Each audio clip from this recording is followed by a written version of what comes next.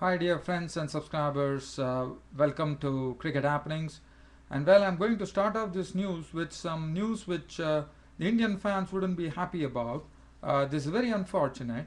As you know, Yuvraj Singh the other day was actually struck on the hand by Tim Bresnan, and he was put out of his misery by actually Bresnan actually taking his wicket by making Yuvraj fend off in a very ungainly fashion. And well, the news is that Yuvraj Singh, because of that, would be out of this tour of England. In fact, he'll be out of this Test series against England. And there is also another news that probably we all felt that Harbhajan was not fit while bowling, and that was the precise reason he couldn't take wickets, and he was not there in the field for quite a long time. Well, the news is that Harbhajan Singh is also out of the Test series against England, which is very very sad for India because it comes on some injury worries which we had.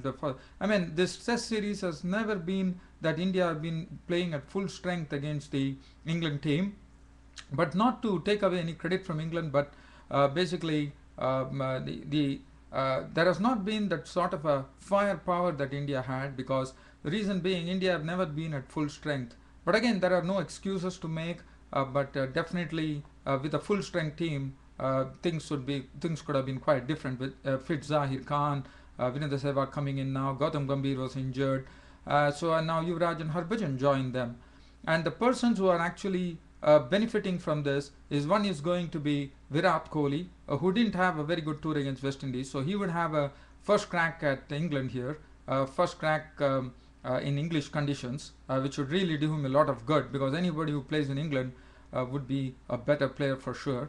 So that is one thing. And one thing that I'm very very happy about, and I definitely touched upon that yesterday in my cricket news, where I said left arm spinner, talented left arm spinner Pragyan Ojha was going to play for Surrey in the English County Cricket League.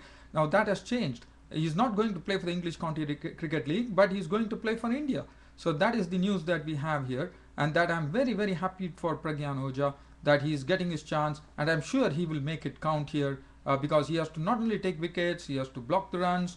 He's also a good fielder too, and he can also bat a bit. So there are a lot of things there as far as Pragyan Ojha is concerned. I know it's not easy to replace Harbhajan Singh, who is a match winner for India, even though he didn't take much wickets in this series.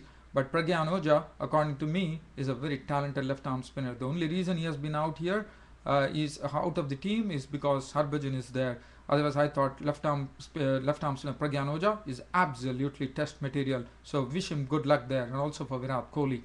Now, the other news that I would like to cover here is, as you know, the Champions League 2020 would be starting probably in the month of September, and there is some bad news as far as the Champions League 2020 is concerned. The sponsor was Airtel, and Airtel has decided to pull away. So now the Champions League 20 has to look out for a new title sponsor. Now this is something because they are out of it after 3 years, and but that is a bitter blow. The other news that I have is like Ram Naresh Sarwan of West Indies has said he's going to play in the domestic tournaments and the regional tournaments there, which is going to be starting within 2 months, and he's going to prove a point, and he wants to come back a better cricketer, and he wants to be known as the Sarwan who actually made his debut in 2000. So that's some strong comments coming from him.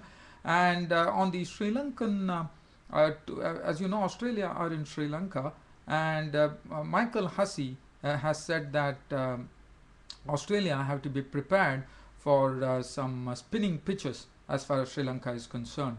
So that's the news I have. The other than that, what news I have is, well, as you know, Saurav Ganguly has basically said that you can't be making excuses.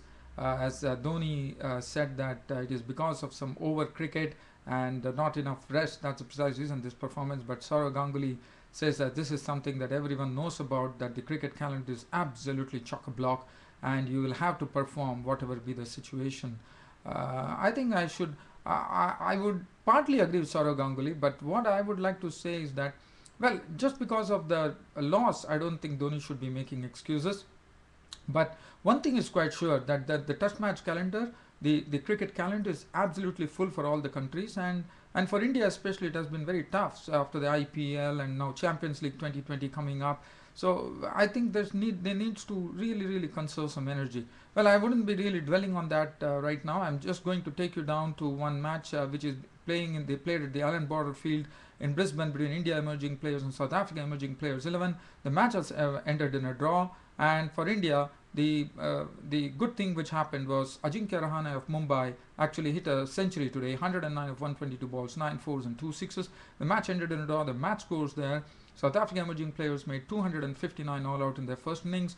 It was Van Zyl who made 97, 47 from Levy. India emerging players, Shikhar Dhawan made 146, which I said they replied with 269, so it was a 10-run lead for India.